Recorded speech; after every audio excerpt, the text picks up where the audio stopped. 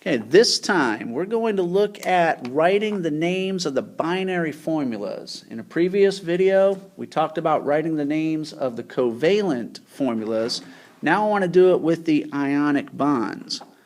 So remember, we're talking about ionic bonds. We're talking about a metal with a non-metal.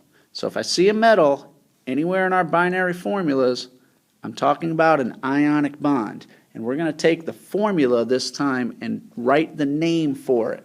A whole lot easier than you might think. I'm going to start with Na, NO3. Now you want to make sure you have either the chart in the book or that handout of the periodic table I gave you that has all the polyatomic ions on the bottom. Because really all we're going to do is look on the charts and find the words that match our symbols. For example, in NaNO3, Na, that's a single atom, that is sodium. Now, thing is, this is not a covalent bond, so I'm not worried about trisodium, monosodium, or whatever, because ionic bonds don't use those prefixes. They use only the names. If I look on my charts, I'll see that NO3, that's called nitrate. So I'm done with this one. Sodium nitrate is the name of this formula. Remember, in ionic bonds, we do not use the prefixes. We use only the ions' names. All right, let's clear this off and try a couple more. Next one, AlPO4. Now, when the ion is by itself, we may not use parentheses if there's no subscript after it. If there is a subscript, we're always going to use it. I didn't mean to put that dot right there, so we can ignore that. But all I have to do is I have to look at the periodic table and the polyatomic ion charts, and I will see I have aluminum. Now, aluminum has only one oxidation number, so that's all I have to worry about. PO4, you look on your chart, you will see it is called phosphate. Aluminum phosphate. I'll do a couple more very quickly. Even if I have subscripts, such as with Mg, and I have NO3 inside, but I have two of those ions. This is called magnesium. That's the element Mg. Nitrate. I don't say dinitrate because this is an ionic bond.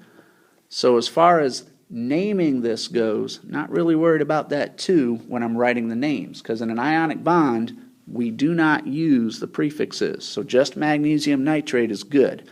Now, there's also a positive polyatomic ion. There aren't many of those, but one we use a lot in our class is NH4. And I'm going to combine that with PO4. These are your polyatomic ions. Just look on your charts. NH4 you will see is called ammonium, and PO4 is phosphate. All right. So again, with polyatomic ions, works the same way as with single atoms. Just look on your charts. You'll start memorizing some of these before long, like NO3 is nitrate, PO4 is phosphate, NH4 is ammonium, because we'll use them a lot. Now, most cases, that's all we do is write the names down. But you have to remember something about things like copper. Okay, I'm going to put one up here with copper in it. Copper is Cu, and I'm going to call it copper carbonate, CO3. Now you have to realize something. Copper has two possible oxidation numbers. Look on your chart, on your periodic table, or in the chart on page 467, you'll see that copper could be either +1 or +2. Many of the transition metals are like this, but remember, if a metal has more than one possible oxidation number, then we have to put a Roman number in between the names. It is copper, and CO3 is carbonate. But we need to know which Roman numeral goes in the middle. It's like we have to give it its middle initial. Well, you look on your charts. Since copper can vary, we go to carbonate, which will always be -2. Remember, we have to get a total of 0. So that means that copper has to use the +1 or the +2. Which one will make it total 0? That's the +2. So my Roman number is the oxidation number of copper. So I'm going to call this copper 2 carbonate. Okay, I'm going to put up another one or two, and that'll be the end of it. I'm going to look at another one where I have a transition metal that has more than one possible oxidation number. Lead is Pb, and sulfate is SO4 in the parentheses. Look on your periodic table for oxidation numbers. You'll see that lead could be +4 or +2. How do we know which one? We go by the nonmetal first. Sulfate is -2. That means lead, in order to get a total of 0, must be +2.